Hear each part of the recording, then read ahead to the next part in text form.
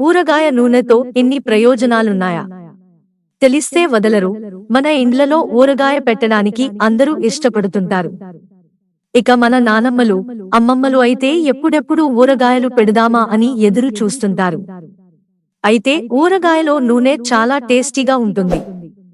ఆ ఊరగాయకు నూనె ఉంటేనే తినడానికి చాలా రుచిగా ఉంటుంది. కాకపోతే కొన్నిసార్లు ఊరగాయలో నూనె ఎక్కువగా ఉంటుంది.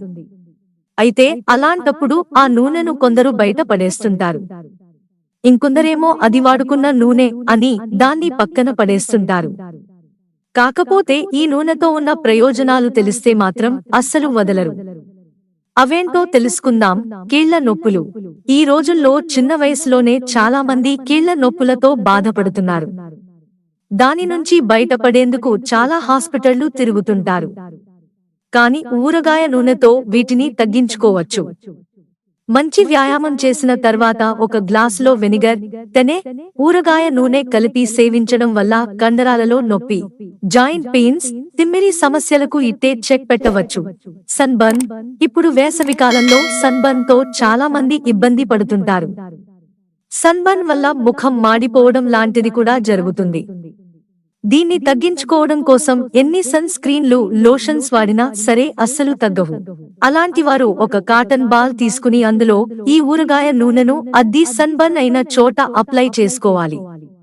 దానివల్ల ఉపశమనం పొందవచ్చు. బరువు తగ్గడం. ఈ రోజుల్లో బరువు తగ్గడం కోసం చాలా మంది నానా రకాల ప్రయత్నాలు చేస్తుంటారు. కాని ఊరగాయ నూనెతో ఈజీగా తగ్గించుకోవచ్చు. ఎలా అంటే, ఊరగాయ నూనెతో వెనిగర్ను కలిపి మార్నింగ్ డ్రింక్ లాగా తీసుకోవాలి. అప్పుడు ఈజీగా జీర్ణ వ్యవస్థ బాగా పనిచేసి బరువు తగ్గుతారు. రక్తంలో చక్కెర స్థాయిలు. ఈ రోజుల్లో డయాబెటిక్ సమస్యతో చాలా మంది బాధపడుతుంటారు. ఎన్ని మందులు వాడినా సరే రక్తంలో చక్కెర స్థాయిలు తగ్గవు. ఇలాంటి వారు ఊరగాయ నూనెతో ఈజీగా రక్తంలో చక్కెర స్థాయిలను తగ్గించుకోవచ్చు. ఊరగాయ నూనెను రాత్రి భోజన సమయానికి ముందు తీసుకుంటే సరిపోతుంది. గొంతు నొప్పి తగ్గించుకోవచ్చు. గొంతు నొప్పి కామన్ గానే ఈ రోజుల్లో చాలా మందిని వేధిస్తుంది. కానీ దాన్ని తగ్గించుకోవడానికి ఎన్ని ప్రయత్నాలు చేసినా ఒక్కోసారి తగ్గకపోవచ్చు. అలాంటి సమయంలో గొంతు నొప్పిని తగ్గించుకోవడం కోసం ఒక టేబుల్ స్పూన్ను తీసుకుంటే సరిపోతుంది. ఈజీగా తగ్గిపోతుంది. మిత్రులారా, ఛానల్ సబ్స్క్రైబ్ చేసుకోవడం మర్చిపోకండి. ధన్యవాదాలు.